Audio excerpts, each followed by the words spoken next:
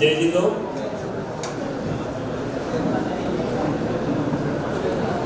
आज आपण आपल्या धुळे नंदुरबार जिल्हा माध्यमिक उच्च माध्यमिक आणि महाविद्यालयीन शिक्षक पतसंस्थेच्या सेवानिवृत्त सभासद बांधव आणि गुणवंत पाल्यांचा गौरव करण्यासाठी आपण सर्वजण या ठिकाणी आलेलो आहोत. आणि ह्या कार्यक्रमाचे प्रमुख अतिथी आदरणीय रामदादा, ज्यांचा आपण अतिशय तळाखेबंद अशा प्रकारचं भाषण आता आपण सगळ्यांनी मंत्रमुग्ध होऊन ऐकलं.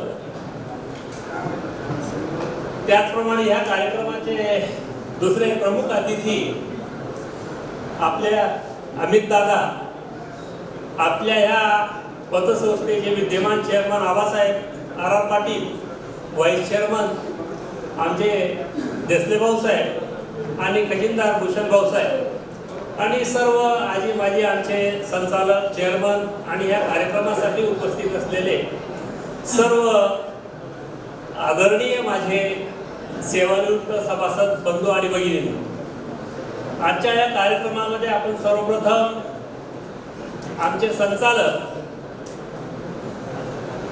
जे डॉक्टर गांगुर्डे सर आहेत, त्याचबरोबर ते नवलनगर महाविद्यालयाला इंग्रजीचे प्राध्यापक आहेत आणि विशेष म्हणजे त्यांचा आध्यात्मिक याच्यावर खूप मोठा अभ्यास आहे आणि त्यांनी जे पुस्तक लिहिलंय Indian knowledge of Vedic wisdom, ज्याचं सर्वप्रथम या ठिकाणी आपण विमोचन केलं. तर त्या पुस्तकाच्या संदर्भामध्ये थोडक्यात की भारतीय जी वैदिक परंपरा, भारतीय वेद उपनिषद आणि त्याच्यामध्ये जीवन जगण्याची तऱ्हा, पूर्वीचं कशा प्रकारचं शैक्षणिक प्रणाली होती आणि आज काय चाललेलं आहे, सांस्कृतिक ऱ्हास कशा प्रकारचा होत चाललेला आहे, याच्या संदर्भातलं त्यांचं हे इंग्रजी भाषेतलं पुस्तक आपण आता प्रकाशित केलं. ते अत्यंत अभ्यासू आणि हुशार अशा प्रकारचे प्राध्यापक असून त्यांनी अजून एक शॉर्ट स्टोरीज ऑफ इंग्रजीमधल्या कथांचं एक पुस्तक त्यांनी त्यांचं येऊ घातलेलं आहे. त्याचप्रमाणे मराठीचं सुद्धा पुस्तक येऊ घातलेलं आहे. तदनंतर मित्रो, मी मूळ विषयावर येतो. आपण या तुमच्या सेवानिवृत्तीच्या निमित्ताने आपण या ठिकाणी सर्वजण जमलेलो आहोत.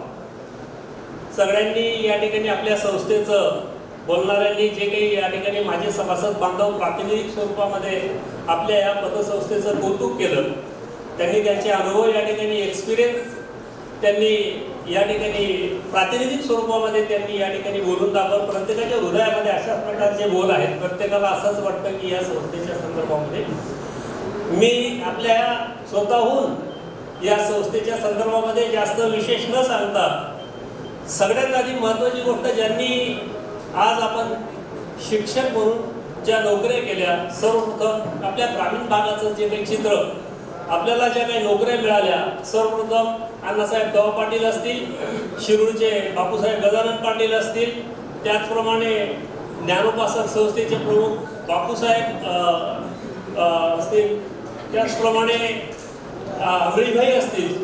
तर या सगळ्यांनी ह्या आपल्या ग्रामीण भागामध्ये ज्या ज्ञानदानासाठी शाळा काढल्या आणि त्या माध्यमातून आपण नोकरीच्या माध्यमातून आपण आपल्या जीवनामध्ये आपला स्वतःचा विकास, त्याचबरोबर आपण ज्ञानदानाचं पवित्र काम केलं आणि नियत वयोमानाप्रमाणे आपण सर्वजण सेवानिवृत्त आज होत आहात. काहींनी 30 वर्ष, काहींची 28 वर्ष, कोणाची 33 वर्ष अशा प्रकारची सेवा तुमची सगळ्यांची झालेली आहे. आणि त्या सेवा कालामध्ये प्रत्येक संस्थेमध्ये सगळ्यांचा सेवानिवृत्तीचा कार्यक्रम होतोच असं नाही. आणि म्हणून आपली ही जी पतसंस्था आहे, तर वेगवेगळ्या प्रकारचे जे कार्यक्रम या ठिकाणी फक्त 1-2च कार्यक्रमांचा उल्लेख या ठिकाणी झाला. याचं कारण आबासाहेब ही संस्था गेल्या 31 वर्षापासून जे वेगवेगळ्या प्रकारचे समाजोपयोगी कार्यक्रम राबवते, तर त्याच्यामध्ये या ठिकाणी उल्लेख या आधी राहिला तर ते म्हणजे रक्तदान शिबिराचे आतापर्यंत आपण कार्यक्रम घेतलेले आहेत. वृद्धाश्रमामध्ये जाऊन ज्या ज्या वेळेस या संस्थेचा वर्धापन दिन असेल तर त्या वेळेस त्या ठिकाणी जाऊन वृद्धाश्रमामध्ये जाऊन त्या वृद्धांना त्यांच्या सहवासात एक दिवस राहून त्यांना जेवण वगैरे पासून सगळ्या गोष्टी केलेल्या आहेत. पूर्वी कुष्ठरोगाचा आश्रम होता त्या ठिकाणी गेलेलो आहोत. अंधशाळा होती तर त्या अंधशाळेमध्ये सुद्धा आम्ही अन्नदानाचं काम, फळवाटपचं काम, त्याचप्रमाणे उन्हाळ्यामध्ये पाणपोईचं काम, अशा प्रकारची अनेक जे काही उपक्रम ही संस्था वारंवार राबवत आलेली आहे. त्याचबरोबर आणि सुरुवातीपासून ही संस्था सेवानिवृत्त सभासद आणि गुणवंत बाल्यांचा सत्कार करण्याच्या पाठीमागची आमची, त्याचबरोबर जे आमच्या सभासद जे काही बांधव आहेत गुणवंत बाल्यांच्या सोबत आउटस्टँडिंग MPSC परीक्षा पास झालेली असतील, UPSC परीक्षा पास झालेली असतील, अशा आमच्या सभासद बाल्यांचाही गुणगौरव किंवा विशेष अशा प्रकारचं प्रावीण्य मिळवलं असेल, कोणी डॉक्टर झालं असेल, वेगवेगळ्या क्षेत्रामध्ये ज्यांनी काहीतरी चांगलं नाव केलेलं असेल, अशा आमच्या सभासद बाल्यांचाही या ठिकाणी आम्ही यथोचित अशा प्रकारचा सत्कार हा दर वर्षाला आमचा कार्यक्रम आम्ही घेत असतो आणि त्या कार्यक्रमाच्या माध्यमातून विद्यार्थ्यांना प्रेरणा मिळावी हा आमचा प्रामुख्याने उद्देश असतो. तोही उपक्रम आम्ही दरवर्षी राबवत असतो. त्याचप्रमाणे आमच्या ह्या पतसंस्थेची उद्दिष्ट अतिशय क्लिअर आहेत. पहिली महत्वाची गोष्ट अत्यंत तत्पर सेवा द्यायची, अतिशय पारदर्शक अशा प्रकारचं कारभार पाहायचा, कोणत्याही प्रकारचं जात पंथ धर्म अजिबात कोणत्याही प्रकारचा विचार न करता प्रत्येक शिक्षकाला जेव्हा त्याला गरज असेल त्या वेळेस त्याची आर्थिक गरज पूर्तता करणं हे आम्ही अगदी सुरुवातीपासून तर आजपर्यंतचं आमचं जे ध्येय धोरण आहे. आधी सुरुवातीच्या कालखंडात आम्हाला फंड्स नव्हते तेव्हा टाईम लागायचा, परंतु आता दादा आमचं जे धोरण आहे एका हातात कर्ज आणि दुसऱ्या हातात कर्ज. विशेष म्हणजे कर्जाचा अर्ज जर तुम्ही दिला असेल सभासद बांधवाने, त्याचं जर अगदी खातं नियमित असेल, त्याने यापूर्वी कधी तो डिफॉल्टर नसेल तर कोणाहीकडे जायची गरज नाही, कोणाच्या शिफारशीची आम्हाला गरज नाही.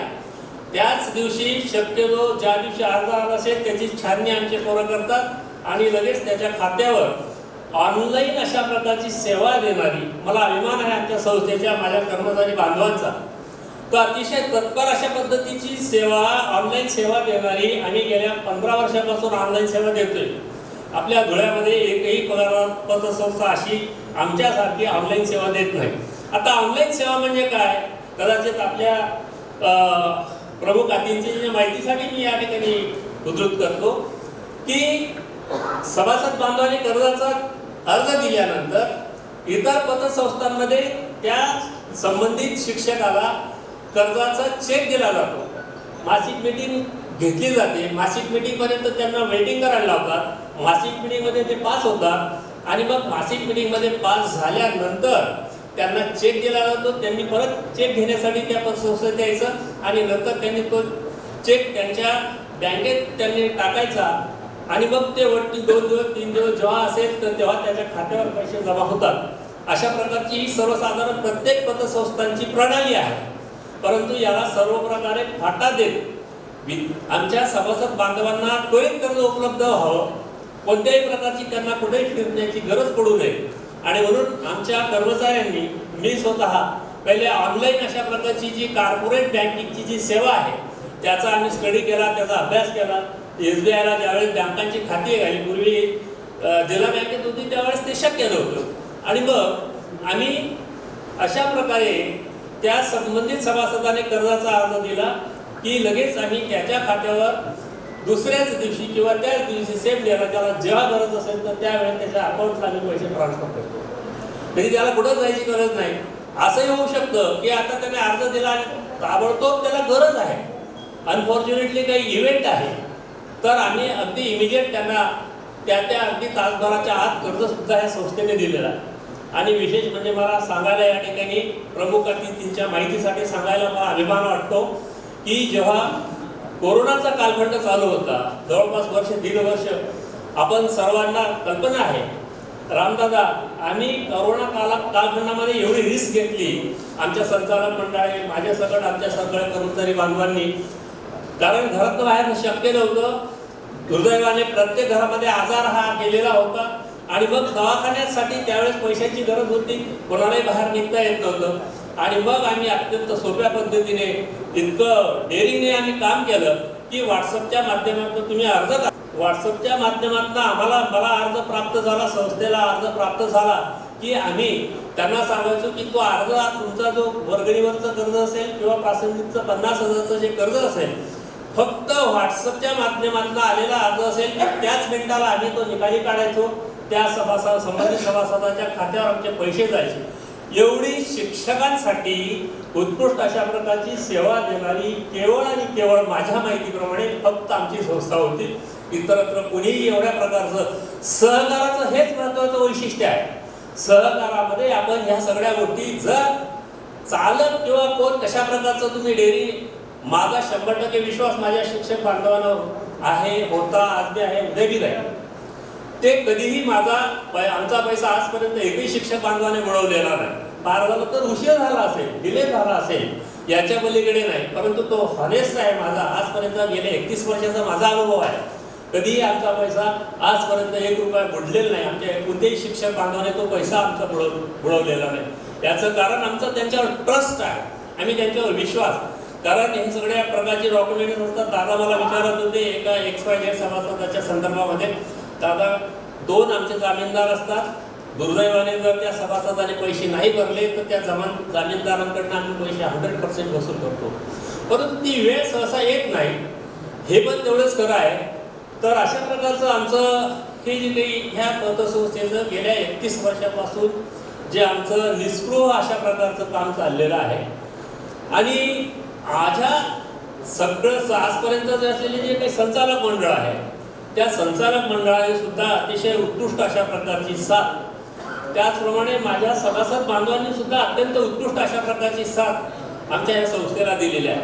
पूर्वीच्या काळी आमच्याकडे फंड्स अवेलेबल नसायचे, कारण पद हा जो विषय तुम्ही दादा या ठिकाणी केला, पद हा अत्यंत महत्त्वाचा पार्ट आहे जीवनामध्ये, आयुष्यामध्ये, प्रत्येकाच्या आयुष्यामध्ये. आमच्या या पतसंस्थेने पदच्या पलीकडे आम्ही काहीच कमवलं नाही. याचं कारण सांगतो की जेव्हा जिल्हा बँक डबघाई चालू होतो काही वर्षापूर्वी, तर त्यावेळेस डिपॉझिटर जिल्हा बँक देत नव्हती, परंतु आमच्याकडे ठेवलेल्या डिपॉझिट आम्ही त्या सभासदांना आमचं कर्ज वाटप स्टॉप केलं. आणि ज्या काही आमच्याकडे डिपॉझिटर्स असतील त्यांना आम्ही त्यावेळेस त्यांच्या डिपॉझिट परत केल्या.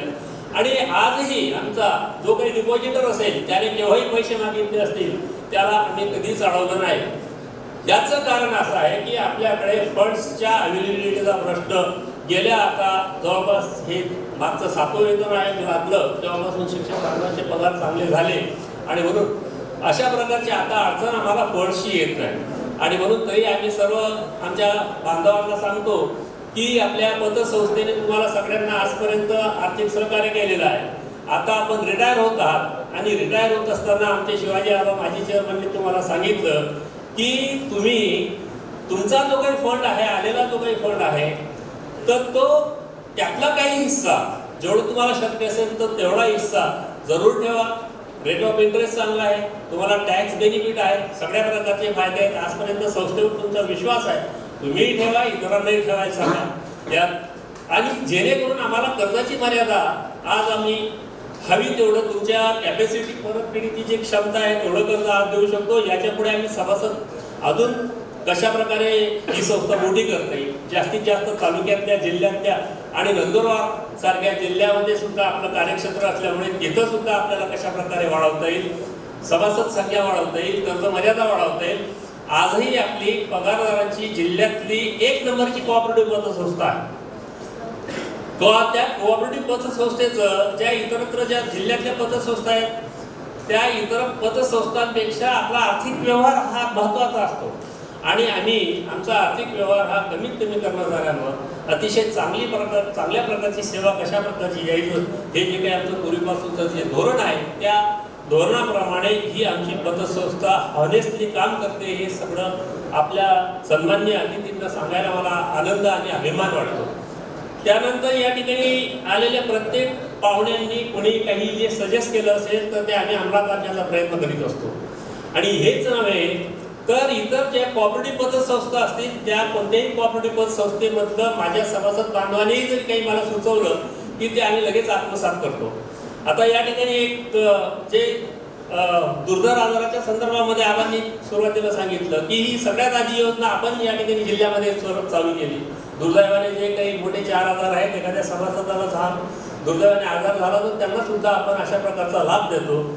तर त्याचबरोबर दादा ह्या आमच्या आपल्याला सगळ्यांना अभिमान वाटेल. आमच्या या पतसंस्थेला शिक्षण, साहित्य, कला, सहकार, राजकारण या क्षेत्रातले अतिशय दिग्गज मंडळी ह्या पतसंस्थेच्या कार्यक्रमामध्ये सहभागी होऊन गेलेले आहेत. आपल्याला सगळ्यांना आश्चर्य वाटेल. आपल्या गोंदूर गावाचे राम सुतार यांचं नाव आपण ऐकलं असेल, जे आज ज्यांचं नाव संपूर्ण जगामध्ये आहे, ज्यांना पद्मभूषण, पद्मविभूषण अशा प्रकारची भारत सरकारने ज्यांना पदव्या दिलेल्या आहेत, ते राम सुतार साहेब सुद्धा आपल्या या पतसंस्थेत येऊन गेले, भेट देऊन गेलेले आहेत. याचबरोबर यांच्याच जोडीला राम सुतार साहेब येऊन गेलेले आहेत. त्याचबरोबर मराठवाडा विद्यापीठाचे कुलगुरू जे अतिशय उत्कृष्ट अशा प्रकारचे, शिवाजीराव भोसले उत्कृष्ट अशा प्रकारचे जे वक्ते होते, अतिशय बुद्धिमान अशा प्रकारचं व्यक्तिमत्व, ते सुद्धा आपल्या ह्या पतसंस्थेच्या कार्यक्रमामध्ये सहभागी झालेले आहे. आपल्या माहितीसाठी सांगतो, अनाथांच्या ज्या बाई होत्या, तर सिंधुताई सपकाळ ह्या सुद्धा आपल्या या कार्यक्रमात येऊन गेलेल्या आहेत. त्याचबरोबर डॉक्टर पुरोगामी विचारवंत आह साळुंके साहेब आपल्या ह्या कार्यक्रमाला येऊन गेलेले आहेत. डॉक्टर श्रीपाल सबनीस जे मराठी साहित्य संमेलनाचे अध्यक्ष होते, तेही या आपल्या संस्थेत 2 वेळा त्यांनी कार्यक्रमाला ते आलेले आहेत. त्याचबरोबर कविवर्य पुरुषोत्तम अण्णा पाटील, नादो महानोर साहेब, त्याचबरोबर विठ्ठलजी वाघ, त्याचबरोबर आणि राजकीय क्षेत्रातले अमिशभाई पटेल यांनी यांच्या शिरपूर शाखेचं उद्घाटन केले साहेब. त्याचबरोबर डॉक्टर सुभाषजी भामरे, त्याचबरोबर राजवर्धनजी कदम मांडे, सदाशिव अण्णा माळी, आमदार देव ठाकरे, शरद पाटील वगैरे जेवढे काही दिग्गज मंडळी आहेत राजकीय क्षेत्रातल्या, त्या सगळ्यांनी ह्या आपल्या पतसंस्थेच्या कार्यक्रमामध्ये, वेगवेगळ्या कार्यक्रमामध्ये सहभाग नोंदवलेला आहे. याचा आम्हाला सगळ्यांना सार्थ अभिमान वाटतो.